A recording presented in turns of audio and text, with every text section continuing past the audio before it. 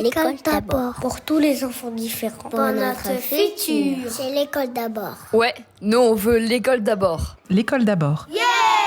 Bienvenue dans le podcast L'école d'abord. Bonjour Élise. Bonjour Élise. Alors aujourd'hui, un sujet brûlant parce que c'est la semaine de la rentrée. Et donc, on vous propose une petite to-do list avec des conseils pour les enseignants, pour les parents et évidemment pour les enfants. Mais bon, ils sont peut-être moins nombreuses à écouter notre podcast. Mais c'est quand même le cœur de cet épisode. Alors tout de suite, Élise, qu'est-ce qui se passe un petit peu en cette première semaine? Les rentrées pour les différents niveaux, c'est pas forcément tous le premier jour. Non, mais pour les parents et notamment les plus petits, déjà, vous pleurez.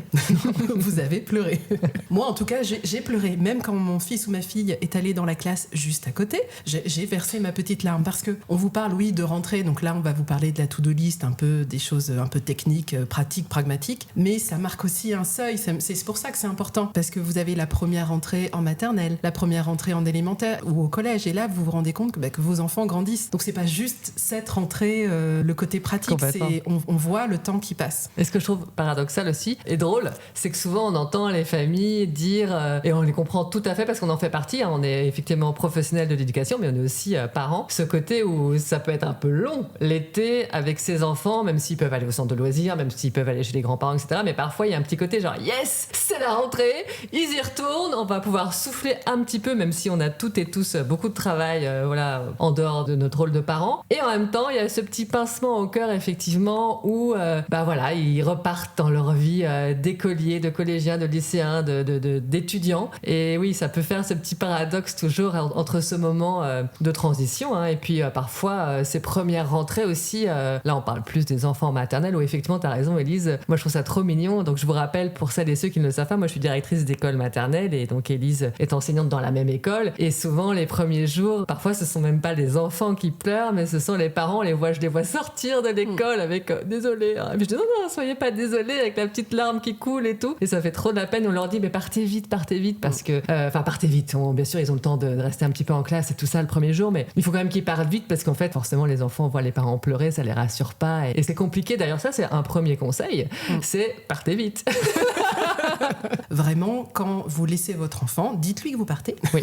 Ne faites pas des grands signes de loin en disant je pars, en mimant votre départ et vous partez sans le dire à votre enfant parce que votre enfant n'est pas bête, il va s'en rendre compte, il va se retourner et il va voir que vous êtes parti sans lui dire au revoir. Et là, c'est encore pire. Bref, prenez votre paquet de mouchoirs pour vous. C'est le premier jour de la rentrée pour la plupart des enfants, mais sachez que dans certaines écoles, le jour de la rentrée est décalé pour certains groupes, pour certaines classes, donc certains commencent l'après-midi, d'autres le lendemain. Cela dépend vraiment de l'école, mais ça, je suppose que maintenant vous êtes au courant. Et je pensais aux listes de fournitures. Je crois qu'en général, on les reçoit un petit peu fin d'année, fin juin, début juillet, mais alors là, je pense peut-être un peu plus aux collégiens, parce qu'on est d'accord d'ailleurs qu'en maternelle et en élémentaire, alors peut-être pas dans le privé, mais je crois que si, je sais plus, il y a quand même beaucoup de choses qui sont fournies par les écoles en termes de matériel d'élèves. Oui, d'après mon expérience, n'achetez pas trop vite. Attendez, si vous n'avez pas eu de liste avant les vacances, attendez la liste du professeur, parce que moi je me souviens que ma fille voulait l'agenda préféré de son personnage préféré, je sais plus lequel, donc on a fait tous les magasins pour trouver l'agenda qu'elle voulait, et on s'est retrouvés à la rentrée, et la prof voulait un cahier de texte. Donc attendez peut-être un peu. Je sais qu'on a beaucoup de choses à faire au mois de septembre et que souvent on veut anticiper, mais attendez peut-être la liste de fournitures scolaires de votre professeur. Alors ça, c'est valable effectivement pour l'école élémentaire. En maternelle, ça va être plus fournir a priori, peut-être parfois un petit oreiller pour la sieste. C'est un change obligatoire a priori. Par exemple, nous, dans notre école, on fait classe dehors, donc on demande aussi des bottes de pluie, des équipements de pluie. Voilà, chaque école va avoir après ses propres demandes, mais normalement, tout ce qui est fourniture, à savoir feutre, crayon, papier, c'est fourni en école maternelle. En école élémentaire, je crois aussi. D'ailleurs, si vous nous écoutez et que ce n'est pas comme ça dans votre école, n'hésitez pas à nous le mettre en commentaire parce que ça nous intéresse beaucoup de savoir comment ça fonctionne ailleurs. Mais pour ce qui est du collège, là par contre je crois que c'est quand même valable sur tout le territoire. Il y a une liste de fournitures. Les manuels par contre sont fournis a priori par le collège, ça aussi pour le lycée bien sûr, mais tout ce qui est cahier, classeur, copie, évidemment là aussi la trousse avec tout ce qu'elle comporte, c'est une liste qui a priori vous a déjà été envoyée, donc regardez dans vos mails, dans vos spams, peut-être que vous l'avez déjà eu, et sinon ça devrait arriver là rapidement lors de cette première semaine de rentrée. Après, il y a des étudiants quand même, eux, normalement, ils rentrent beaucoup plus tard. Souvent, c'est fin septembre, parfois, sauf dans les prépas peut-être. Oui, les prépas, tu commences tout de suite. Ouais, donc c'est plutôt pour la faculté. Et les prépas, normalement, votre enfant, s'il part en prépa, il a déjà lu, parce qu'il y a aussi des lectures de vacances et tout, il s'est déjà préparé avant Oui, sa d'ailleurs, rentrée. ça c'est valable aussi pour le collège et pour le lycée, il y a des lectures de vacances. Ah oui. Très souvent. Oui, ça dépend aussi une fois de plus des collèges, mais très souvent, il y a quelques romans ou essais ou nouvelles à lire pendant l'été.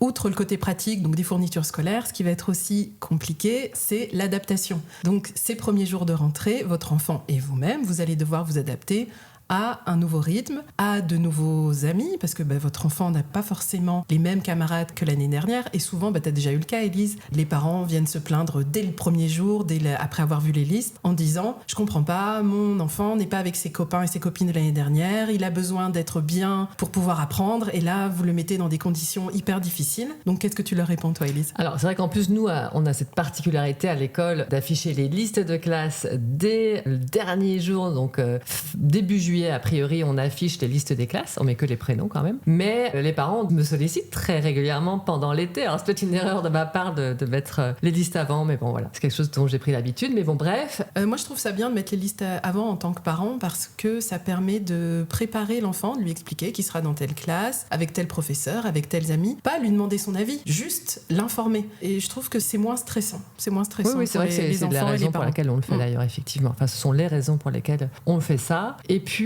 justement, un exemple qui m'est arrivé, c'est une famille qui m'a écrit durant l'été un mail pour me dire que voilà, leur enfant était séparé de ses camarades, que ça allait être extrêmement compliqué pour leur enfant, que ça avait déjà été difficile cette année passée et qu'ils me suppliaient presque de remettre l'enfant avec ses meilleurs amis, etc. J'ai pris la tâche, évidemment, des enseignantes de l'école et leur ai demandé leur avis, et les enseignantes concernées par ces classes-là m'ont répondu que non, c'était vraiment réfléchi, cette répartition, et pourquoi cet enfant était séparé de certains autres, parce qu'effectivement, il y avait des accointances qui posaient problème, il y avait des raisons aussi scolaires, de concentration, etc. Et que, de toute façon, au temps périscolaire, à la cantine, dans la récréation, les enfants se retrouvaient. Donc, de toute façon, nous, on considère vraiment, et ça, c'est ultra important, et on le répète, que les enfants de l'école sont les élèves de toutes les enseignants de l'école. C'est-à-dire qu'il n'y a pas uniquement les élèves de sa propre classe. Là, on est aussi un modèle pour les enfants de toute l'école. Et ces enfants font partie d'une communauté, la communauté scolaire de l'école. Et donc, ils se retrouvent à plein d'autres temps. Donc, il n'y a pas que le temps de classe. Il y a le temps de classe, mais le temps de classe, il n'est pas fait pour jouer avec son meilleur ami, sa meilleure amie.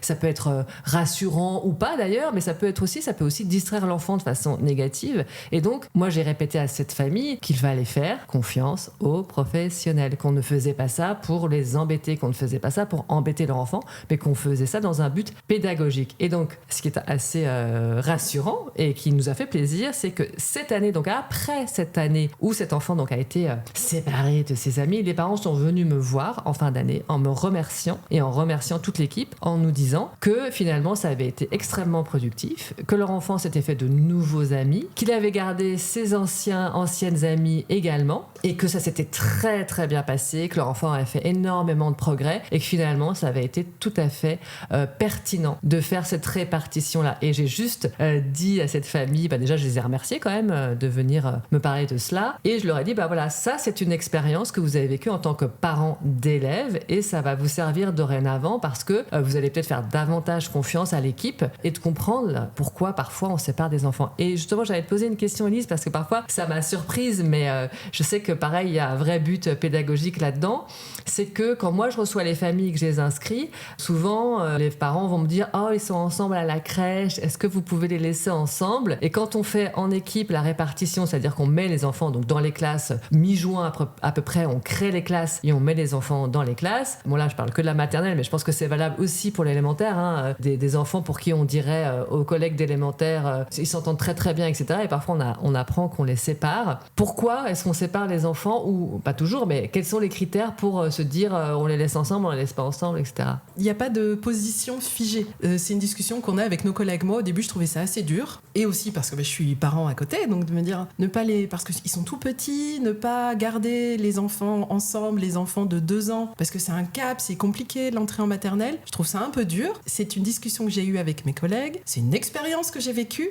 Et parfois, c'est très... Alors, pas toujours, évidemment, il n'y a pas de... C'est ni noir ni blanc. Mais ça se réfléchit. Mais souvent, des enfants qui ont été ensemble à la crèche, on se rend compte que la première année de petite section, le fait de les avoir gardés ensemble n'est pas pertinent, n'est pas toujours pertinent, parce qu'ils vont beaucoup se disputer. Et finalement, on voulait le bien-être de l'enfant, et on se retrouve avec beaucoup de rapports conflictuels, parce qu'ils avaient des habitudes de fonctionnement qu'ils avaient prises à la crèche, qui vont essayer de reproduire à l'école. Et à l'école, ce n'est pas le même cadre. Là, l'école est faite pour enseigner. On y enseigne, on leur apprend des choses. On parle d'école, on parle de regroupement avec des moments de lecture, des moments d'attention, des moments d'ateliers dirigés. Et ces enfants ont créé parfois une telle connivence qu'ils n'ont pas envie, en plus, de se rapprocher du reste du groupe parce qu'ils sont dans leur cocon, dans leurs petites habitudes, n'ont pas forcément envie d'écouter le professeur non plus parce qu'ils ont pris l'habitude de fonctionner en autarcie. Et c'est bien plus facile. Oui, c'est plus économe en énergie.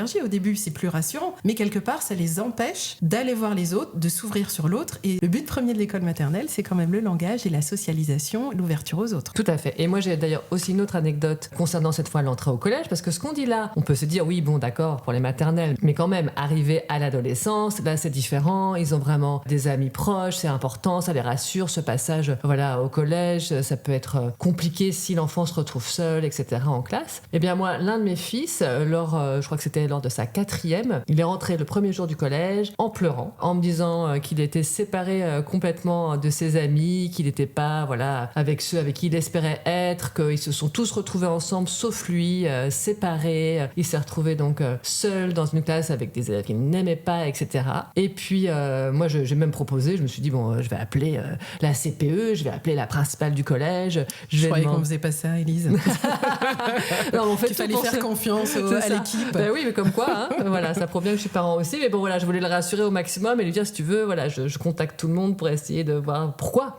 Et ce qui avait justement une raison. Bon, ça, c'est les collégiens aussi, puis ils ont raison. Parce qu'il m'a dit, non, tu dis rien. Donc bon, je dis, ok, je fais rien. Tu me dis, tu me tiens au courant, etc. Puis bon, les semaines ont passé. Et puis, au bout d'un moment, j'ai vu quand même que ça avait l'air d'aller à peu près et qu'il avait l'air plus ou moins satisfait. Donc, je lui ai reposé la question en lui disant, au fait, ça va avec tes camarades, etc. Et il m'a dit, il m'a pas dit qu'il s'était fait de super nouveaux copains-copines, mais par contre, il s'était disputé avec les anciens. Donc, il était finalement très content de ne pas être dans leur classe. Il m'a dit qu'en fait, ça lui permettait d'être très concentré dans sa classe de collège. Le fait, d'avoir des amitiés quand même. Il avait quand même développé certaines amitiés, mais pas non plus très très fortes comme il l'avait avec les autres enfants. Mais que du coup, il me disait, ça lui permettait de se concentrer. Il s'est rendu compte que certains professeurs dispensaient des cours super intéressants et pourtant, il avait déjà ces mêmes professeurs avec ses amis les années précédentes et il avait peut-être pas trop écouté les cours et là, ça lui a permis vraiment de se concentrer,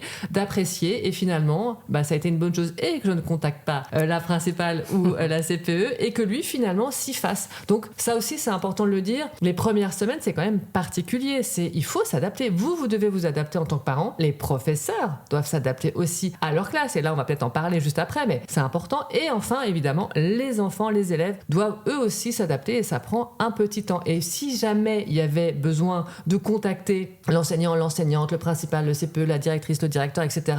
Attendez un petit peu quand même. C'est pas à faire peut-être tout de suite, sauf problème majeur. Mais peut-être attendez quelque temps et s'il y a quelque chose qui s'est manifesté dès la rentrée, un problème, mais que là, ça perdure dans le temps, bien sûr, contactez les professionnels de l'éducation. Alors concrètement, votre enfant va rentrer ce soir et va vous dire « ça s'est pas bien passé, j'ai pas d'amis ». Donc, nous, premier réflexe en tant que parents, on a envie d'appeler l'institution et de dire ça va pas du tout, mais vous pensez pas à mon enfant. Mais qu'est-ce que vous allez lui dire à votre enfant ? Peut-être dites-lui non mais je comprends, là t'es un peu triste. Vraiment, vous accueillez son émotion. Oui, je comprends, t'es un peu triste, t'es un peu en colère, t'as l'impression d'être le seul, pas avec tes amis. Et en même temps, vous rappelez le cadre. C'est pas nous qui décidons la répartition des classes. Bien sûr, vous avez envie que votre enfant se plaise, et vous pouvez lui dire, mais que pour l'instant, il faut qu'il apprenne, il faut qu'il s'adapte, qu'on est sûr, il faut essayer de le rassurer et puis de se projeter. Il faut essayer de se projeter en disant tu vas te faire de nouveaux amis. Il faut aussi que la classe est faite pour se concentrer. Donc attendons de voir un petit peu et puis on en reparlera plus tard. Oui, je pense qu'effectivement, c'est tout à fait ce qu'il faut faire en tant que parent et faire confiance une fois de plus en l'institution, puis faire confiance à son enfant aussi et à sa capacité d'adaptation.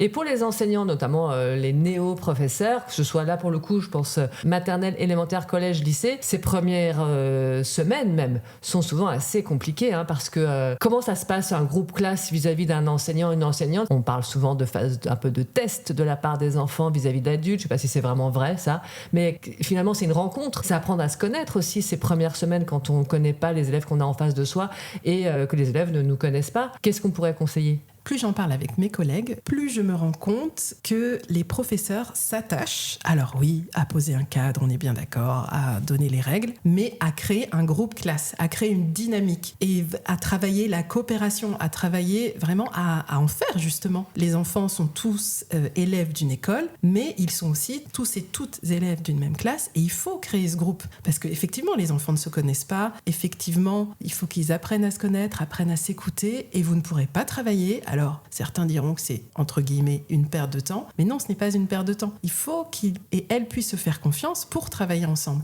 Donc, les premières semaines, vous allez travailler, notamment moi en sport, je vais travailler beaucoup de jeux de coopération. En classe, par ma posture, par mon comportement, je vais essayer d'être modélisante le plus possible pour qu'ils comprennent ma façon d'être avec les autres et pour qu'ils puissent et elles puissent aussi adopter cette posture avec les autres. Donc, c'est vraiment, oui, les règles, mais aussi apprendre à connaître l'autre et créer un groupe classe. Et donc quand tu parles de posture modélisante, j'imagine que ça veut dire essayer de crier le moins possible sur les enfants parce que c'est contre-productif et ça ne marche pas et ça peut instaurer un climat de terreur ou à l'inverse, ne plus du tout fonctionner si on passe son temps à hurler.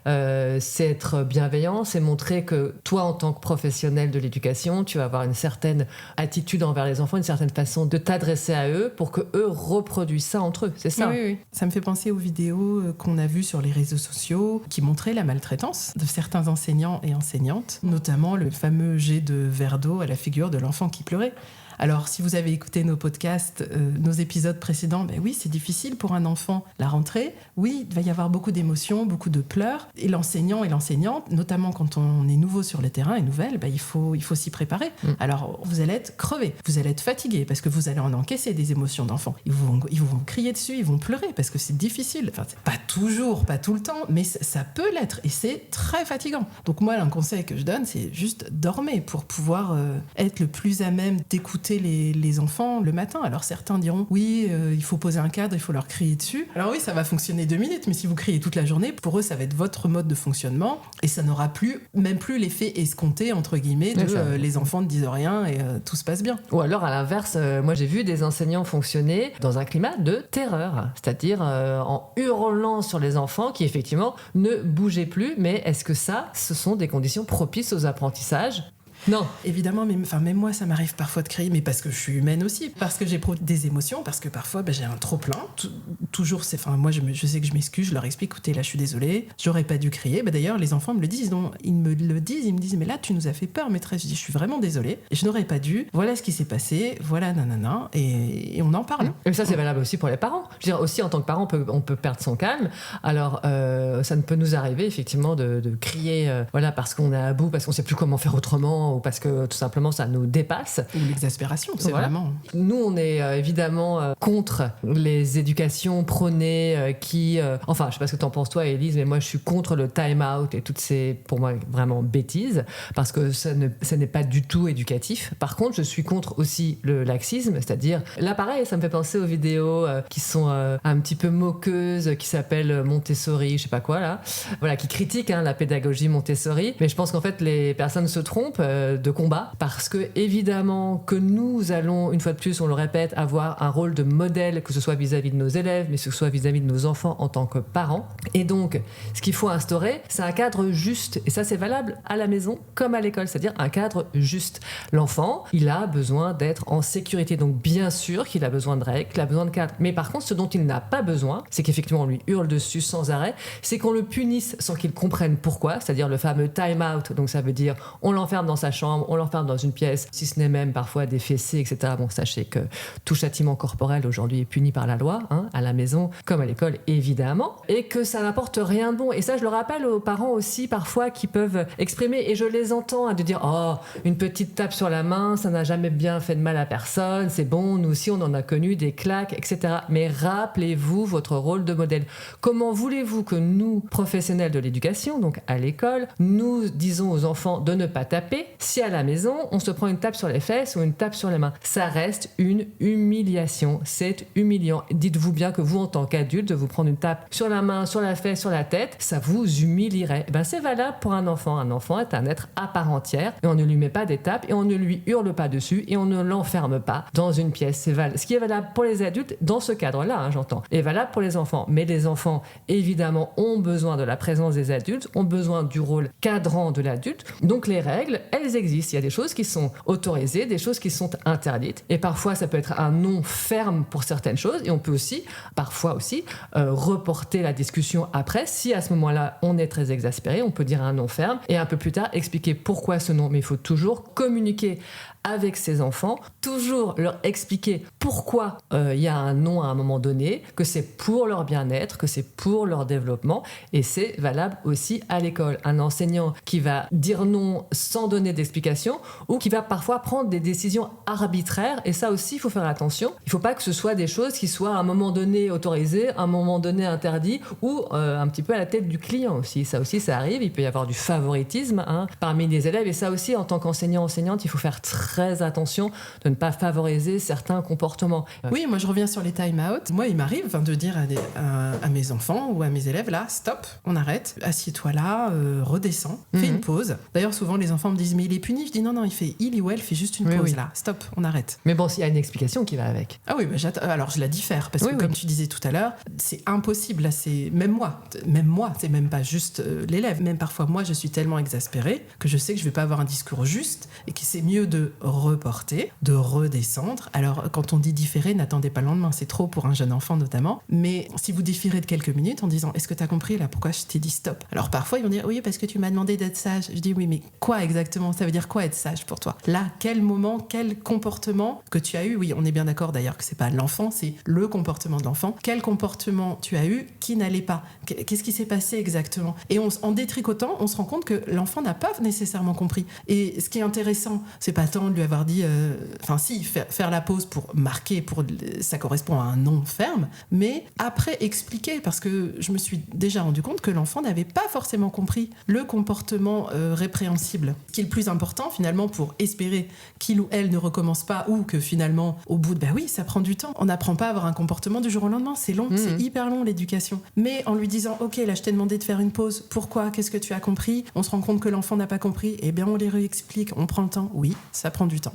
On est d'accord. Et donc tout ça, c'est souvent dans les premières semaines de la rentrée, en classe, qu'on va travailler tous ces moments-là, le fonctionnement finalement de la classe, mettre en place les routines, les règles de vie. Et ça, c'est valable pour chaque niveau. Ça va jusqu'aux études supérieures. C'est pareil aussi pour de jeunes adultes. Il faut instaurer un cadre sécurisant avec des règles de fonctionnement adaptées évidemment à l'âge des élèves, des étudiants, etc. Mais ça, c'est vraiment dans les premières semaines. Et c'est ce qui garantit finalement des bonnes conditions d'apprentissage, des bonnes conditions d'enseignement, des bons rapports aussi avec les parents, etc. Que ce cadre soit explicité, soit établi et permette de bien démarrer l'année. Et un lien entre les enfants. Ça me fait penser aux fameux brise-glace, à toutes les formations, même entre adultes, même pour une formation courte de 2 heures, vous allez toujours avoir un moment au début de ce qu'ils appellent de brise-glace. Pour apprendre ensemble, pour discuter ensemble, il faut un moment se connaître, un minimum. Ça va être une anecdote, ça va être un petit jeu, mais il faut se connaître un minimum. Donc pour une formation de 2 heures entre adultes, on fait ça. Donc vous imaginez bien que pour des enfants qui vont être ensemble toute l'année, vous en avez besoin de brise-glace et d'apprendre à se connaître. Oui. Et puis, ça me fait penser du coup aux parents, les parents d'une classe. Alors, une fois de plus, quel que soit le niveau, c'est important, et ça va se faire, vous ne vous inquiétez pas, mais vous pouvez aussi, vous, être instigateur, instigatrice de cela, de créer des liens entre les parents. Le fameux groupe WhatsApp de la classe. Par exemple. Mais en tout cas, oui, c'est important de créer du lien entre les parents, d'apprendre à vous connaître. Le matin, si c'est via le fait que vous alliez à l'école tous les jours, vous rencontrez les parents dans les couloirs, dans la classe, au café à côté, que sais-je, et vous créez du lien. Mais voilà, n'hésitez pas à aller vers les autres parents, les autres familles famille pour créer des groupes, en effet, de discussion, de l'entraide, etc. Vous en aurez peut-être besoin.